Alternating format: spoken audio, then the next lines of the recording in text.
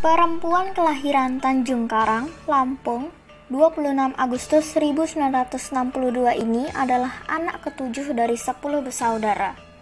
Wanita ini berpendidikan dasar dan menengah pertama di kota kelahirannya, tepatnya di SMPN 2 Bandar Lampung.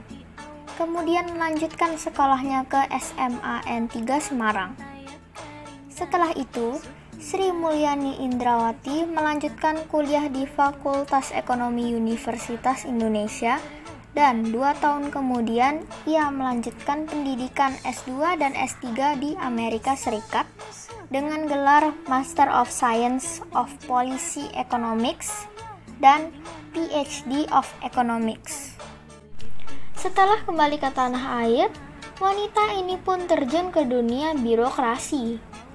Karirnya dimulai saat ia menjadi staf ahli di staf ahli bidang analisis kebijaksanaan Otto Bappenas sejak 1994 selama 1 tahun. Selanjutnya, ia juga menjadi anggota kelompok kerja General Agreement on Trade in Service. Lalu menjadi dosen program S1 dan program Extension FEUI S2, S3, Magister Manajemen Universitas Indonesia, dan redaktur jurnal Kampus Manajemen Usahawan Indonesia. Pada Juni 1998, ia dilantik menjadi Kepala Lembaga Penyelidikan Ekonomi dan Masyarakat Fakultas Ekonomi Universitas Indonesia.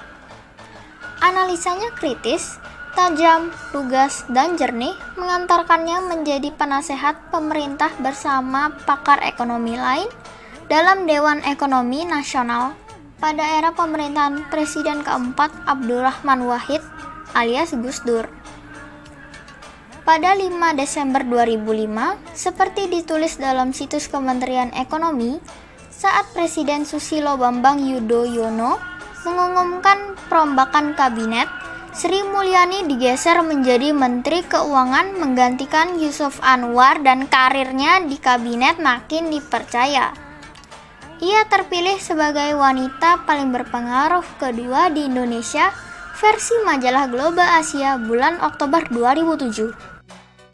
Pada 20 Mei 2010, Sri Mulyani mengundurkan diri sebagai Menteri Keuangan Kabinet Indonesia Bersatu karena ditunjuk sebagai Direktur Pelaksana Bank di Dunia. Ia adalah wanita dan orang Asia pertama yang berhasil menduduki posisi tersebut. 6 tahun kemudian, Presiden Jokowi memintanya untuk menjadi Menteri Keuangan menggantikan Bambang Brojonegoro.